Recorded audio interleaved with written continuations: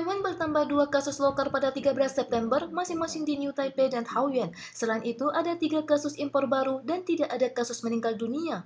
Infeksi klaster TK di New Taipei menyebar ke sebuah komunitas di Panxiao. Gedung B telah dikosongkan dan penghuninya dikarantina, sementara 473 penghuni gedung A isoman. CCC telah setuju untuk mengalokasikan 300 dosis vaksin AstraZeneca bagi warga gedung A dengan 2 waktu vaksinasi di aula gedung yang sama. Pejabat Kementerian Kesehatan Wang Pisheng juga tiba di lokasi untuk memberikan perhatian khusus. 有一部分施打过，所以我们抓宽一点，大概抓300剂，暂时没有考虑第2剂的问题。 Pada tanggal 12, seorang karyawan restoran cepat saji waralaba berusia 20-an tahun terdiagnosis di kota Taipei. Restoran ditutup dari tanggal 12 selama 3 hari untuk desinfeksi dan baru kembali beroperasi pada tanggal 15. Penggunaan di tempat dihentikan selama 11 hari hingga tanggal 26, sedangkan sumber infeksi masih perlu diklarifikasi. Di sisi lain, infeksi klaster TK di New Taipei juga membuat sepasang suami istri di Taoyuan terdiagnosis. Selain kasus rekan kerja orang tua siswa yang diumumkan pada tanggal 12, istri kasus juga dinyatakan positif pada tanggal 13 dan 31 orang yang pernah kontak kasus akan diambil sampel PCR dan diminta untuk karantina rumah. 该夫妻的生活较为单纯，那足迹也很明确，那一共匡列了31位，再进行裁剪。 Kota Taoyuan menekankan bahwa virus Delta menyebar dengan cepat dan perlu mengejar waktu untuk pencegahan tepat waktu, catatan kontak, dan isoman. Selain itu, karena masa inkubasi varian Delta yang lebih panjang, penyaringan akan dilakukan berulang kali dengan standar yang paling ketat untuk membangun garis pertahanan komunitas yang efektif. Situasi epidemi global menjadi tidak menentu dengan munculnya virus corona varian Delta. Jumlah terdiagnosis COVID-19 di Indonesia baru-baru ini mencapai 10.000 orang per hari.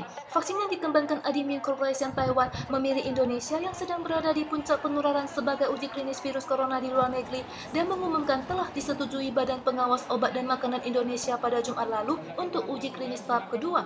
Diperkirakan 240 orang akan mengikuti uji coba tersebut dan akan menghabiskan dana investasi sekitar 100 juta dolar Taiwan. Adiming Corporation berpendapat COVID-19 akan menjadi flu biasa di masa depan. Untuk itu, uji klinis tahap kedua ditujukan untuk menentukan dosis penggunaan yang hasilnya diharapkan bisa keluar pada tahun depan. Vaksin generasi baru ini akan mengadakan uji klinis fase ketiga di banyak negara guna meningkatkan perlindungan vaksin terhadap virus.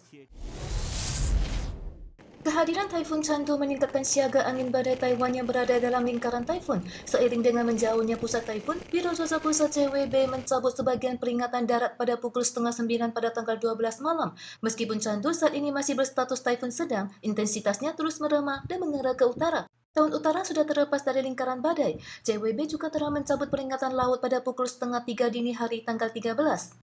Meskipun taifun tidak masuk ke daratan, tetapi masih terjadi kecelakaan. Seorang pria bersama temannya mengendarai sepeda motor lintas alam ke daerah pegunungan di Jiangxi, Hsinchu, dan hilang. Pencarian dihentikan karena hujan dan angin kencang dan akan dilanjutkan setelah cuaca membaik. Sementara di Miaoli terdapat seorang pemancing yang terbawa air dan dari Ilan juga dilaporkan seorang pekerja terjatuh saat memperbaiki papan nama dan meninggal.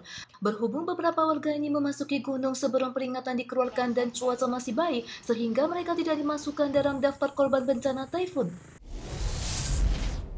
Cagar alam hutan kera di Bali dulunya merupakan objek wisata yang populer yang menarik sekitar 6.000 pengunjung setiap bulannya. Kera-kera ini juga terbiasa berinteraksi dengan manusia. Namun, Bali yang menutup pintu bagi wisatawan mancanegara karena pandemi sejak Juli lalu membuat para kera kehilangan makanan tambahan. Selain itu, penutupan taman juga menyebabkan kehilangan pendapatan tiket di tempat kudus yang berimbas pada biaya makanan kera juga ikut menyusut. Kera-kera yang kelaparan terpaksa mencari makan ke desa tetangga. Kadang buka-buka genteng penduduk, kadang nyuri-nyuri makanan. Nah, yang saya takutkan kembali kera itu kembali nakal ataupun galak gitu loh. Nah, sementara belum semua kera vaksin juga, vaksin rabies. Penduduk desa yang khawatir kera menjadi liar dan ganas menyumbangkan 200 kg singkong dan 10 kg pisang untuk memberi makan 600 kera di taman setiap hari agar mereka tidak menyerang desa. Banyak warga Bali yang pendapatannya bergantung dari pariwisata. Kesulitan hidup mereka membuat makanan yang bisa disediakan untuk kera juga berkurang. Mereka hanya bisa berharap epidemi segera berlalu dan turis kembali untuk menenteramkan perselisihan antara manusia dan kera.